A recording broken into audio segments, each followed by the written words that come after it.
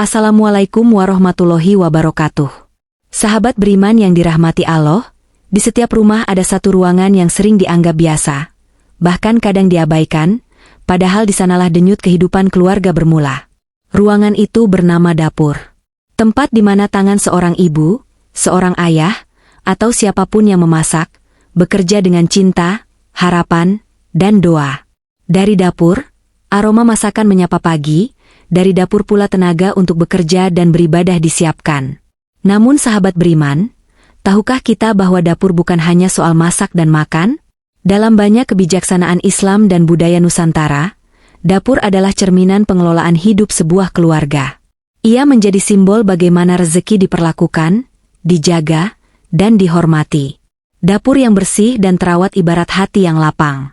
Sebaliknya, dapur yang kotor, semrawut, dan penuh keluhan seringkali menjadi tanda bahwa ada keberkahan yang terhambat. Seringkali kita sibuk mencari rezeki keluar rumah. Pergi pagi pulang malam, bekerja tanpa lelah, namun lupa bahwa sumber keberkahan justru dimulai dari dalam rumah itu sendiri. Rasulullah Shallallahu Alaihi Wasallam bersabda, sesungguhnya Allah itu baik dan tidak menerima kecuali yang baik. Kebersihan, kerapian, dan niat yang baik adalah bagian dari kebaikan itu. Maka bagaimana mungkin kita berharap rezeki yang baik jika tempat mengolahnya kita abaikan? Sahabat beriman, mari kita mulai dengan pantangan pertama yang sering dianggap sepele, yaitu membiarkan piring kotor menumpuk semalaman. Bayangkan setelah seharian beraktivitas, tubuh letih dan mata berat. Di wastafel dapur menumpuk piring, gelas, sendok, penuh sisa nasi dan minyak. Hati berkata, besok saja dicuci. Tapi malam itu dapur dibiarkan lembab, bau sisa makanan muncul, dan serangga mulai berdatangan. Dalam pandangan spiritual, rumah yang dibiarkan kotor di malam hari seperti menutup pintu keberkahan. Malam adalah waktu malaikat turun membawa rahmat. Rumah yang bersih dan rapi menjadi tempat singgah ketenangan. Sebaliknya, dapur yang kotor memancarkan rasa malas dan penundaan. Dari sisi logika pun jelas, piring kotor menumpuk menimbulkan bakteri, jamur, dan bau tak sedap. Pagi hari dimulai dengan kejengkelan, bukan semangat. Kebersihan adalah bagian dari iman. Membersihkan dapur sebelum tidur bukan hanya pekerjaan rumah, tetapi ibadah kecil yang sering diremehkan. Ada kisah seorang ibu sederhana bernama Bu Sari dari Klaten. Dahulu ia sering menunda mencuci piring. Hidupnya terasa berat, dagangan suaminya sepi, dan hati mudah gelisah. Hingga suatu hari ia bertekad mengubah kebiasaan kecil itu. Setiap malam, seberat apapun badan, dapur harus bersih sebelum tidur. Tak lama kemudian, keadaan ekonomi keluarganya perlahan membaik. Ia yakin, Allah menurunkan keberkahan melalui kebiasaan kecil yang dilakukan dengan ikhlas. Pantangan kedua adalah membiarkan sampah dapur menumpuk. Sampah adalah simbol kotoran, baik secara fisik maupun energi. Dalam Islam kita diajarkan untuk segera menyingkirkan hal yang najis dan menjijikkan. Sampah yang dibiarkan berhari-hari bukan hanya mengundang penyakit, tapi juga menciptakan suasana rumah yang tidak nyaman. Pepatah Jawa mengatakan, sampah sing ora dibuang bisa dadi sandungan rezeki. Rumah yang bau, penuh lalat dan kecoa, membuat penghuninya malas, mudah emosi, dan enggan beraktivitas.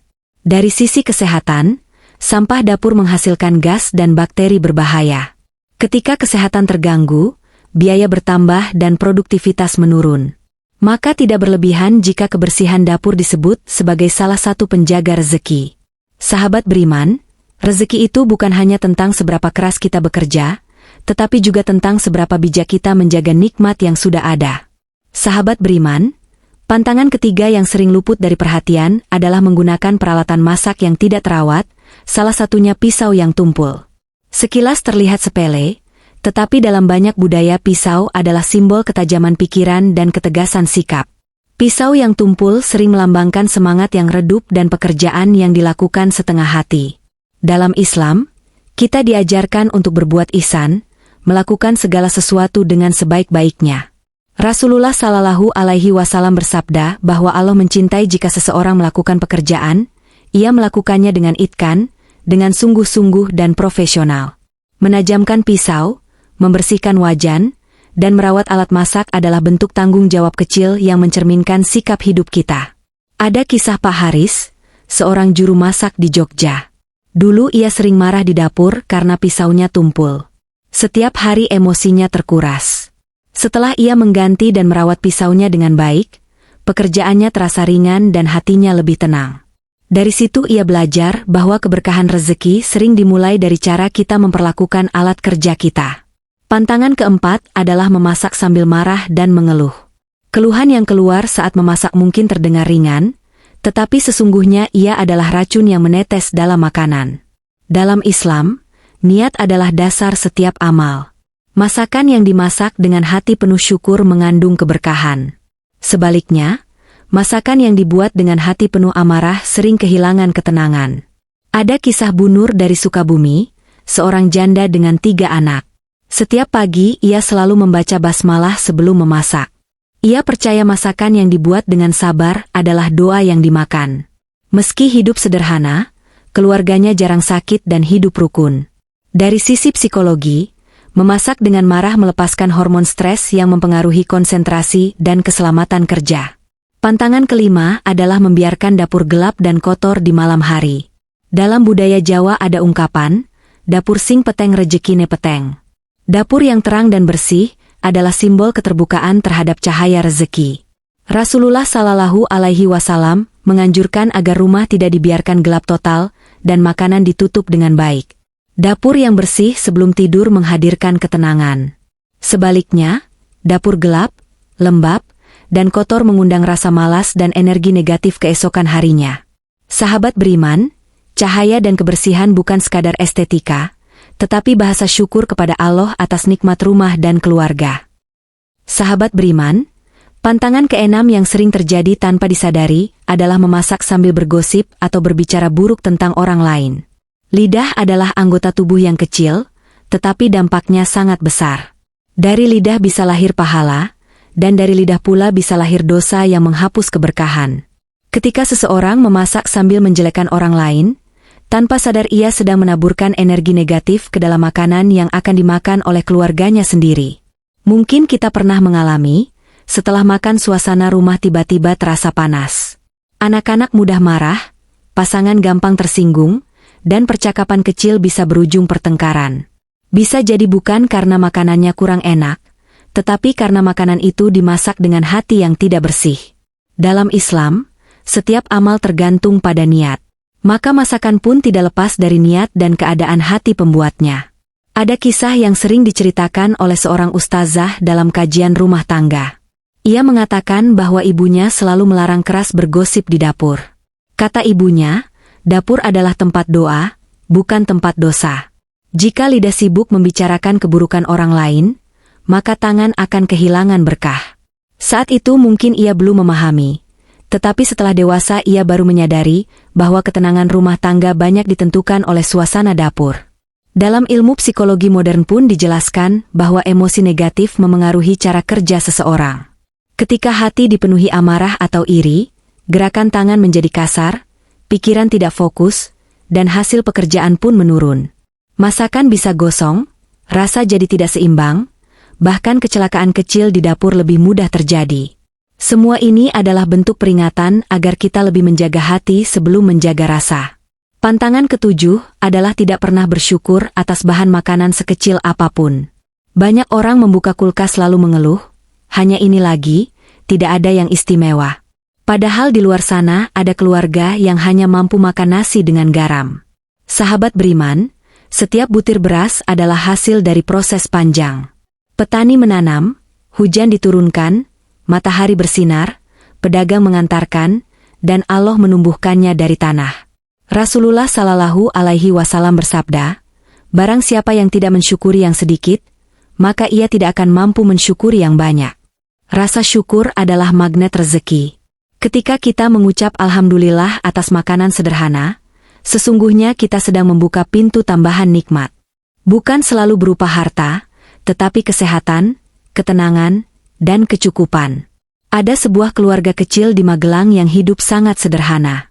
Setiap kali makan, mereka selalu membaca doa dengan khusyuk, meski lauk hanya tempe dan sayur bening. Anak-anak mereka tumbuh dengan akhlak baik, jarang mengeluh, dan selalu menghargai makanan. Kini, bertahun-tahun kemudian, anak-anak itu tumbuh sukses dan tidak pernah lupa berbagi. Mereka percaya semua itu bermula dari rasa syukur di meja makan yang sederhana. Sahabat beriman, dapur yang dipenuhi rasa syukur akan memancarkan energi positif. Dari sana lahir keluarga yang saling menghargai dan rezeki yang terasa cukup, meski jumlahnya tidak selalu besar. Karena keberkahan bukan tentang banyaknya, tetapi tentang cukupnya. Sahabat beriman, pantangan ke-8 yang sering diremehkan adalah menaruh uang di dapur secara sembarangan, terutama di dekat kompor, di bawah beras, atau di area yang lembab. Dalam banyak tradisi lama di Nusantara, uang dipandang sebagai simbol kerja keras dan titipan rezeki. Meletakkannya di tempat yang kotor atau berisiko dianggap sebagai bentuk kurangnya rasa hormat terhadap nikmat yang telah diberikan. Dari sisi logika, dapur adalah tempat dengan risiko tinggi. Ada air, minyak, api, dan panas. Uang kertas mudah rusak, terbakar, atau basah. Namun lebih dari itu, kebiasaan menaruh uang sembarangan mencerminkan karakter hidup yang tidak tertib. Orang yang tidak tertib dalam hal kecil, biasanya juga kesulitan menjaga kestabilan keuangan dalam hal besar. Ada kisah Pak Mulyono dari Banyumas. Ia terbiasa menaruh uang di dekat kompor agar mudah diambil ketika belanja. Suatu hari, tanpa disadari, uang itu tersambar api saat ia menggoreng ikan. Uang hasil kerja kerasnya habis dalam sekejap. Sejak itu ia berkata, ternyata rezeki itu harus dihormati. Jika tidak, Allah bisa mengambilnya dengan cara yang tidak kita duga. Pantangan ke-9 adalah membiarkan air dan makanan terbuka tanpa penutup. Rasulullah Shallallahu Alaihi Wasallam menganjurkan untuk menutup wadah air dan makanan, karena pada malam hari ada hal-hal yang tidak terlihat. Hadis ini bukan sekadar bicara perkara gaib, tetapi juga mengajarkan kehati-hatian dan kebersihan. Air yang dibiarkan terbuka bisa menjadi sarang nyamuk, debu, dan bakteri. Dalam kehidupan modern, kita tahu bahwa penyakit sering datang dari hal-hal kecil yang diabaikan. Rezeki pun demikian. Jika tidak dijaga, tidak dilindungi, dan dibiarkan terbuka, ia mudah rusak dan hilang keberkahannya.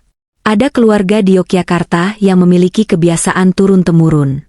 Setiap malam sebelum tidur, sang ibu selalu menutup air, mematikan kompor, dan membaca doa perlindungan. Selama puluhan tahun, keluarga itu hidup sederhana namun tenang.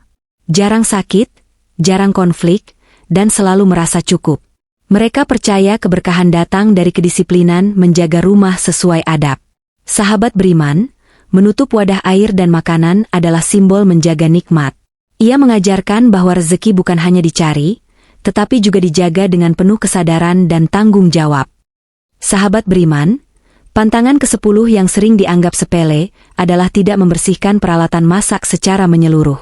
Banyak orang merasa sudah mencuci, padahal masih ada sisa minyak, kerak, dan bau yang menempel. Lama-kelamaan kotoran itu menumpuk dan memengaruhi kualitas masakan. Dalam Islam, kebersihan adalah bagian dari iman, dan kotoran yang dibiarkan bisa menjadi sumber penyakit. Kebiasaan ini sejatinya mencerminkan prinsip hidup yang lebih besar. Kita sering menunda menyelesaikan masalah kecil, membiarkannya menumpuk, hingga akhirnya menjadi beban besar. Seperti kerak di wajan, jika dibiarkan terlalu lama, ia sulit dibersihkan dan merusak fungsi alat itu sendiri. Ada kisah Bu Eni, seorang ibu rumah tangga yang merasa hidupnya selalu macet. Usaha kecil-kecilan yang ia jalani sering gagal. Suatu hari ia mendengar kajian tentang kebersihan dapur sebagai cermin hati. Ia pun mulai membersihkan dapurnya dengan sungguh-sungguh. Setiap sudut dilap, setiap peralatan dicuci ulang, sambil lisannya berzikir dan hatinya memohon ampun. Beberapa minggu kemudian, usahanya mulai ramai. Ia menangis dan berkata, mungkin Allah baru menitipkan rezeki setelah aku belajar menjaga tempatnya. Sahabat beriman yang dirahmati Allah, pada akhirnya kita menyadari bahwa dapur bukan sekadar tempat memasak. Ia adalah cerminan kehidupan kita. Dari cara kita menata, membersihkan, dan menghargai makanan, terlihat bagaimana kita memandang rezeki. Dapur yang bersih dan rapi membawa ketenangan jiwa, sementara dapur yang kotor sering menghadirkan kegelisahan. Rasulullah Shallallahu Alaihi Wasallam bersabda bahwa Allah itu indah dan mencintai keindahan. Kebersihan dan kerapian adalah bentuk penghormatan kepada nikmatnya. Ada kisah Mbah Rini dari Kudus yang selalu memulai hari di dapur dengan basmalah. Meski hidup sederhana, rumahnya terasa hangat dan damai. Ia percaya dapur yang dijaga dengan cinta akan menjaga penghuninya dari kekurangan. Sahabat beriman, niatkan setiap aktivitas di dapur sebagai ibadah. Ketika mencuci piring, niatkan membersihkan hati.